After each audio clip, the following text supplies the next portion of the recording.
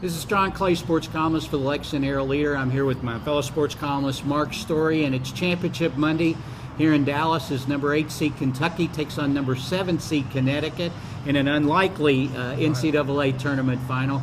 Mark, what has to happen for Connecticut? What about the Huskies going into tonight's game? I think Connecticut's big chance in this game. I do not think on the front line they can match up with Kentucky and stop Kentucky under the basket. But I do think they have one chance to compensate for that. And Connecticut's backcourt, its guards, Shabazz Napier and Ryan Boatwright, have just been tremendous defensively in the last 2 tournament games. Scotty Wilbekin had turned the ball over 2 times in the whole NCAA tournament. He had 3 against Connecticut for Florida in Saturday night semifinals. You go back the round before that, they did the exact same thing to Keith Appling of Michigan State. So if the Harrison twins earlier in the year, not the tournament version, but the regular season version of the Harrison twins, they struggled with some small, quick guards. And this Connecticut backcourt is the best backcourt defensively they may have seen this year. Connecticut's chance is if they can rattle Kentucky out front and not let the Cats get the ball under the basket.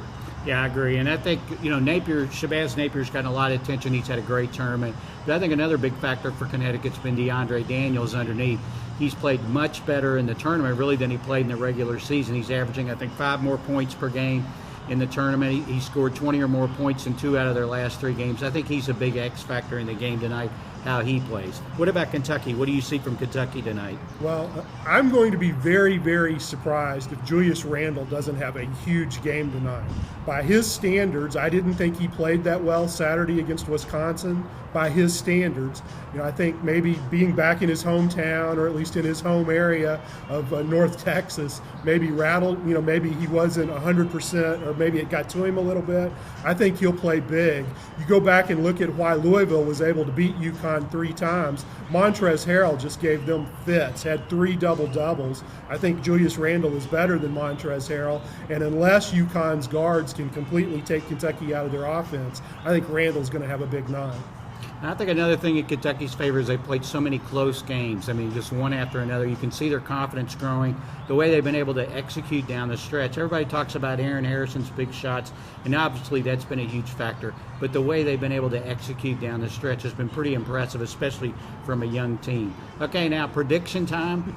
Mark, what's your prediction?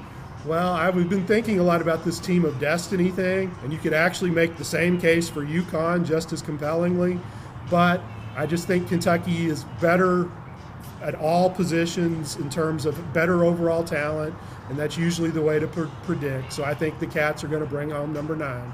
I think it'll be a close game. I think Connecticut is a tough team. They've got tough kids. Kentucky and Connecticut have something of a history here of late since Calipari has come to Kentucky. I think it'll be a close game, but I don't see any reason to pick against Kentucky at this point. I agree with you, Mark. I think Kentucky will bring home number 9 tonight. This is John Clay and Mark Story of the Herald Leader, and be sure and check out our coverage on Kentucky.com.